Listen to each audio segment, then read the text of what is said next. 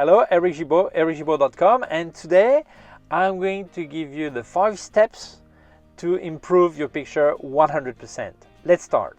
Well, last video I put the 5 words that stop you from going forwards or improving your photography.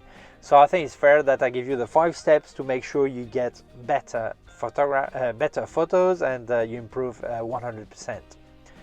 So if you see this video, maybe you think, whoa, that's a lot of things to do, and whoa, what should I do? I'm lost, all this.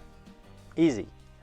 Step by step, you will learn, you will improve. You don't have to do everything from the first day or bit by bit, and don't worry, there is no shortcut in photography. You need to learn and need to apply techniques and all that, and you'll improve. So this is a motivating video. I think it will help. So the first step, vital step, is seeing, observing, looking, watching, seeing.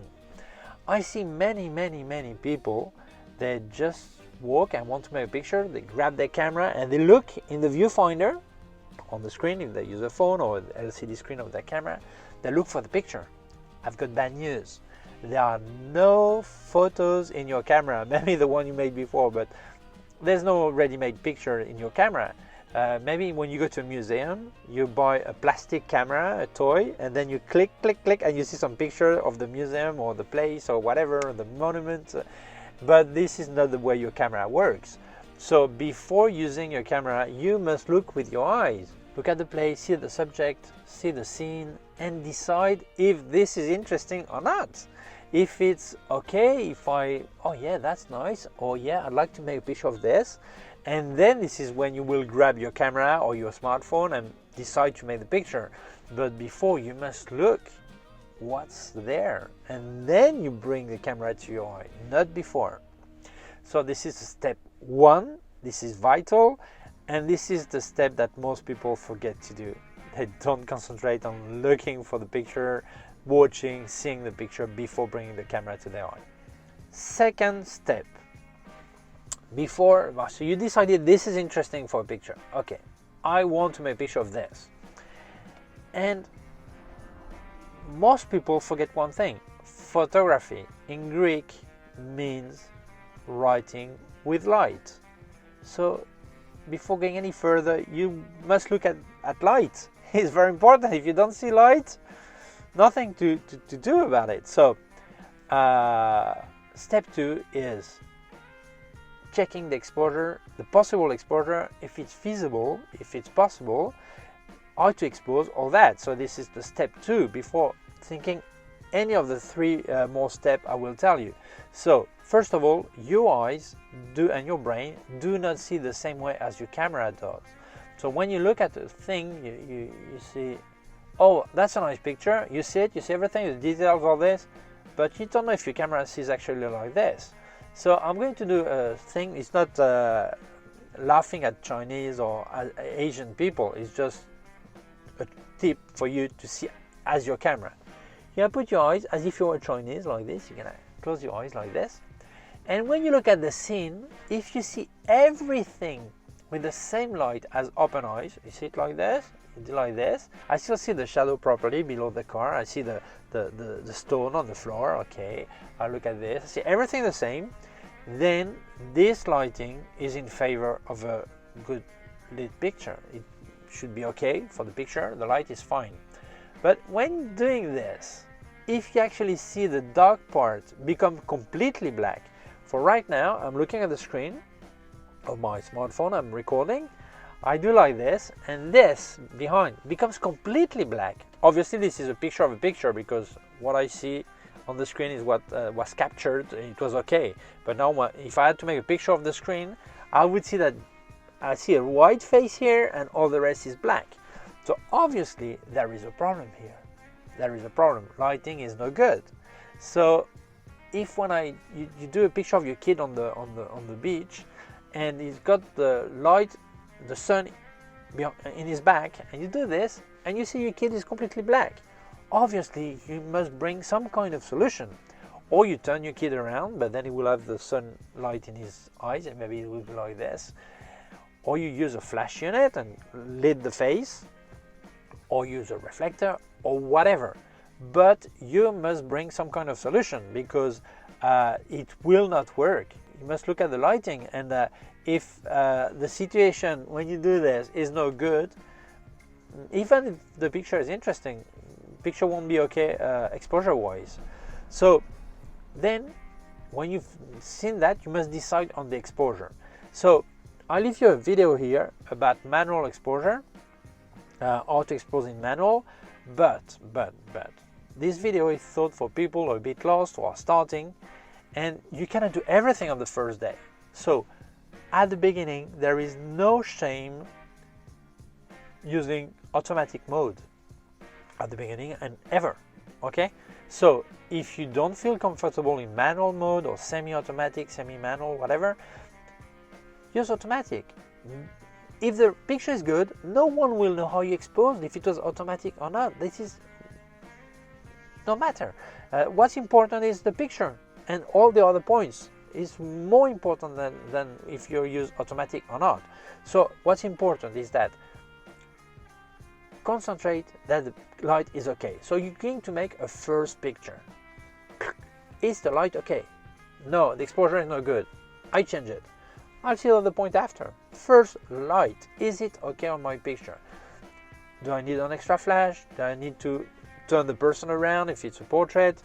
Do I need to come at other time of the day for this landscape? At this time, this landscape doesn't look good because lighting is not good. So all this. Then you expose properly. So you expose manual, automatic, semi-automatic, whatever you want, what you feel comfortable with, but you get the right exposure.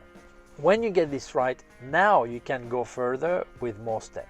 The following step 3 and 4, I give them together, I give them an order, but then you're going to go backward and forward, forward, backward between these two steps because they go together. And the first one, the step number 3, is framing. Framing is basically deciding what stays out of my picture and what stays in my picture. What gets in, what stays out. So framing, as you can see, many cinema directors, they just go like this, you know, to see what's in the frame.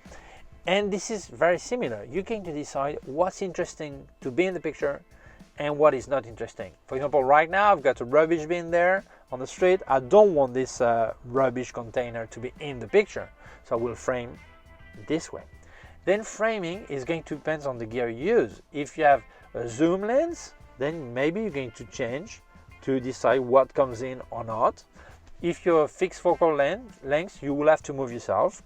If you're a zoom and you don't touch it, then you will have to move yourself to see what comes in or not. Like here, the framing is here. As you can see, it's framed here. But if I get closer, framing is still in the same place. But if I would change with the zoom or get close, then framing would be different, okay? So the framing is fixed. If I move the camera or the zoom, the frame is going to change. What comes in, what comes out, what stays out, okay? So framing is important because you decide what part of the scene has to be in the picture. Then step 4 is composing. Composing is so you've decided what gets into your picture by framing. Now you're going to decide where things go in your picture. So here, my frame, okay, yep. And composing. Right now, framing is decided. You see me on the screen, and now I compose that I am in 1/3. Then I compose I am in the other third. Then I compose I am in the center. Then I compose I am in the center upper third. I compose I am in the center lower third. Okay. This is composing, where the element of my picture are going. So for composition, there are many rules. I know that many people say you must keep the rules. Rules doesn't matter. This is art. This is all this. Bullshit. To be able to skip the rules, you must know the rules. While you don't know the rules, you're not skipping anything. You just have no clue. So you must know the rules. Then after we'll see if you apply them, okay? So the thing about using the rules is that you will never make, well, I'll leave you a link to a video I made about skipping the rules, skipping or not the rules, but basically, if you skip the rules, maybe you will make a great, incredible picture, but maybe you make crap.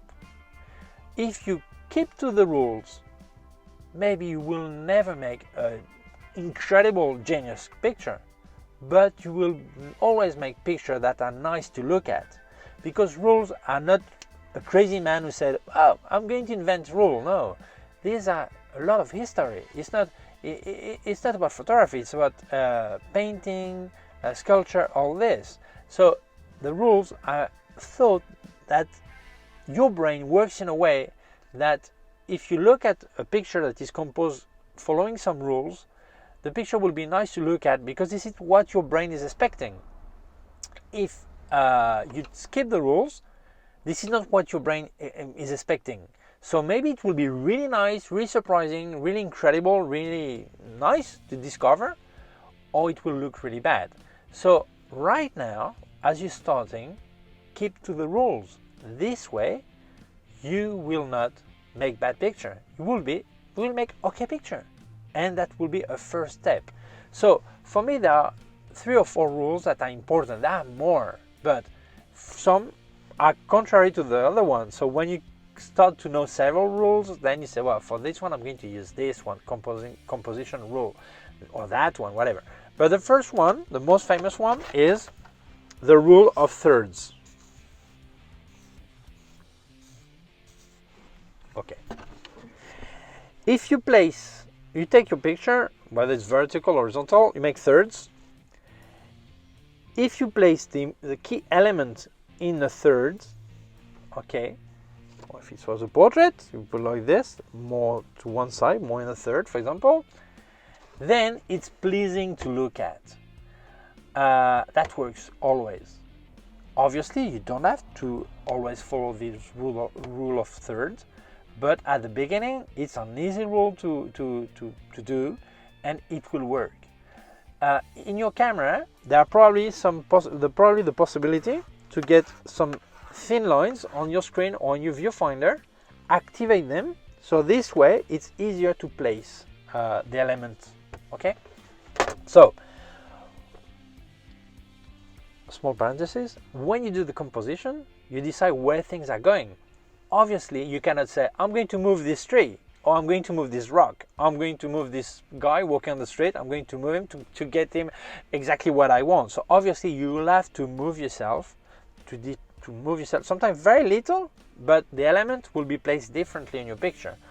So when you do this, sometimes you have to go back to framing because it's going to affect your framing. Then maybe to get that in the right place, then something appears in the frame and you want to reframe things. So you're going to go forward and backward between framing and composing. So one of the rules is the rule of thirds. Another rule, I would say the horizon. Always try to put the horizon horizontal. Okay? Well, I didn't draw properly. Horizontal. If you cannot do it horizontal, put it really side and turn down this way or turn up, it doesn't matter. So it looks voluntary, it's not an accident. But if you're on the horizon, put it like this.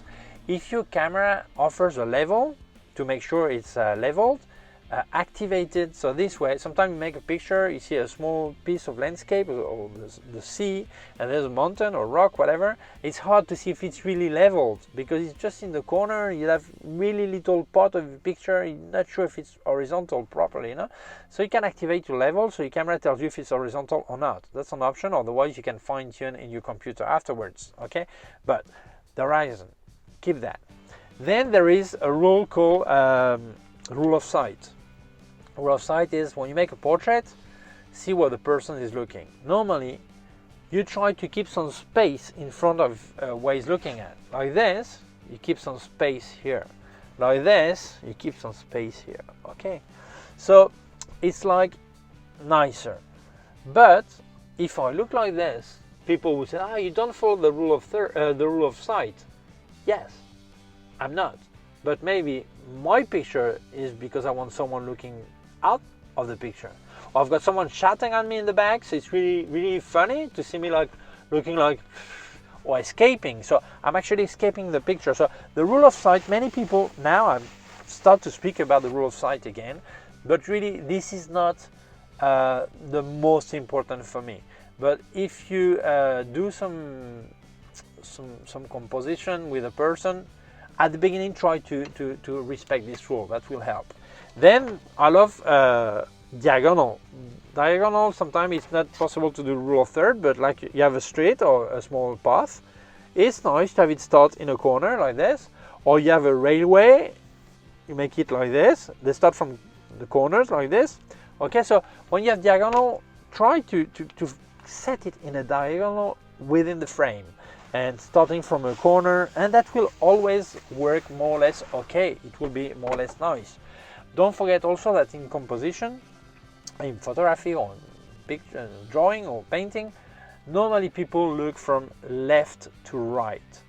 I don't know where, in countries where they write from right to left, I don't know if they think the same way, but in Occidental, it's very, even left-handed people, because they've been used to write from left to right, they normally look at the picture from left to right. So the important things, try to place them on the right. So I look to things that are not so important, but then my eye will finish looking at the picture on what's important. So try to place important things on the right. I would say these are the main rules that will work always. There are many other rules, symmetry, whatever, or line that's escape or whatever, but we're starting slowly. Go for things that are easy to do. So once you compose, make sure framing is okay. When frame, make sure composition is okay, and go forward, backward, forward, backward. I know when I explain all this, people say, yeah, but how long does it take to make a picture? Well, when you're used to it, really quick, because you do that really fast. But composition, I'm going to give you some tips to compose easier. It's a lot easier to compose using your LCD screen because you see the picture as finished. Even you have not triggered yet, but you see it will be finished. So it's easier to compose, easier than with a viewfinder. Or if you compose with a smartphone, it's also easier because you actually see how it will end up, how the picture will be made. So before triggering, you actually see the finished picture. So it's a lot easier. And I see many people that say, yeah, but if you don't compose in a viewfinder, you have no idea, you're not a good photographer, you don't know how to do it. Wow, wait. When we're doing analog picture, film photography, using a large format, we look on the screen behind. It's true, it's upside down and left, right, but we see the same as if it was a smartphone or an LCD screen. And you actually see, you compose precisely, you just measure the light or this, but you compose easy, tranquil. You compose, you frame all this, and then you make your picture. And this is why we always say, and that's right, that when you do large format photography, normally you put two film sheets, and you make one, and the second one, very often you do exactly the same exposure. You just make a second one just if there would be a problem when developing the film. And you make two just for safety, but you don't do anything else. So very often, one shot, one triggering, one good picture. And when we speak about medium formats, 12 triggering, 12 or 10, depends on the medium format you're using, or 8, 6 good pictures, half of them. And when we use 35mm film, 36 exposure, 6 good pictures. And in digital, 2000 exposure, 6 good pictures. Why? Because the less option you have to trigger, the more careful you're going to be, the more time you're going to think, even if you're doing really fast, but the more careful you're going to be, and the better result you will have. So having a digital camera, shooting like mad, triggering like mad, without taking care of all these steps, is giving bad results. So it's very important that you really concentrate and do the thing properly. So to resume, before I go to step 5. First, observe, look at the situation. Is it worth making the picture? 2. Analyze light, then exposure. Prepare your camera, configure to get the right exposure. 3. Frame, what's getting in, what's not getting into the picture. 4. Compose, where are going things in my picture. This. I have a flower pot on top of the guy, better move the guy because it looks horrible, or things like this, okay? 5. We're going to have to trigger the camera to make this picture immortal forever. People think that when we get to step 5 is everything is fine, cling, that's it. No, that's not the way it works. There are 2 very important things when triggering your camera. First is the when to trigger, and second is how to trigger. When, Cartier-Bresson says the precise moment. So obviously, if you're doing street photography and someone appears, you need to trigger at the right precise moment to get the right picture. Or you're doing some landscape and you have some waves, seaside, and you have some waves that explode on the rock. You want to trigger exactly when the rock is, you see all the water on the rock like this. It's not before, not after, it's in the precise moment. So if you're doing sport photography, you want to trigger exactly when the football player is scoring a goal. So just right at this moment, the right moment. But not all pictures need the right moment, the precise moment to make to trigger. If I make a landscape where nothing happens, maybe the right time. So I come this afternoon because light is better, but when you're there, it's not the right moment, it's whenever you want. So it's ready, nothing's going to happen. Or product photography, product is not walking away, okay? So it doesn't matter if you trigger right now in 5 seconds or 1 minute, it doesn't matter. So the moment may be important, so it depends what you're doing. But for me, more important than the moment, which is very important already, is the how. How do you trigger? Most people, they just do like this. And when they do this, they move, and there is a slow speed, they have a moved, a blurred photo. Very often, it's a very subtle blur. You don't actually see it as blurred, it's just slightly blurred. And they think the camera, the lens is not sharp. The lens is perfectly sharp, but they just move themselves like this because the way they trigger. So when triggering, you must do several things. First is inspire. Then you expire a bit. Then you lock your breath. Yeah. Your arms must be in your body. Camera against your eye. If you actually use the LCD screen or you don't have any viewfinder, just on LCD, hold it stiff. If you're a telephone, hold it with 2 hands. But this must be really stiff. And then you lock your breath, okay? And then you trigger. But how do you trigger? You don't do ting. This is not a piano. It's like you must caress like this, the trigger. You go and the shot must leave. So sometimes they say, yeah, but if you're in a hurry, how do you do that? You do that in a hurry, but tranquil. You do it fast, but tranquil, calm. This is really important. So when I was doing archery, I was like this, and then I had to open my hand, but not like this. You just slow, and when you're in the right place, you open your eye, you open your hand, and then the arrow flies to the target.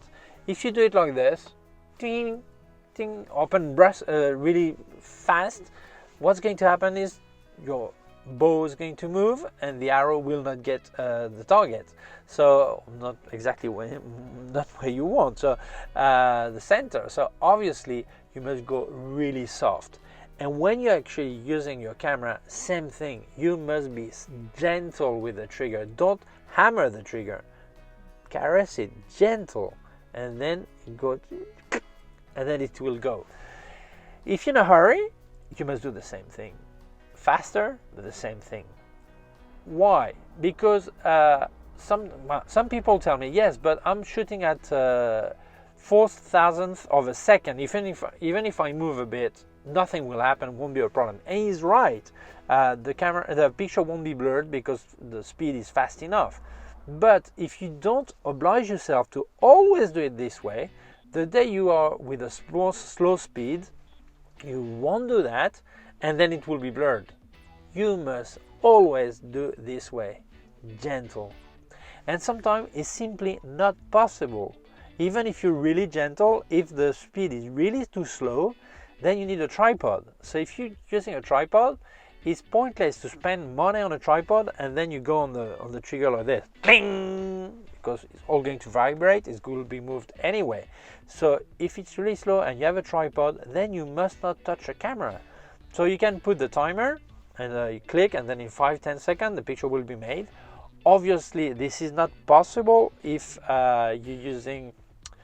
if you're making picture that the moment needs to be exactly the right moment, because when it trigger, maybe the moment will be gone, or it will be too soon or too late.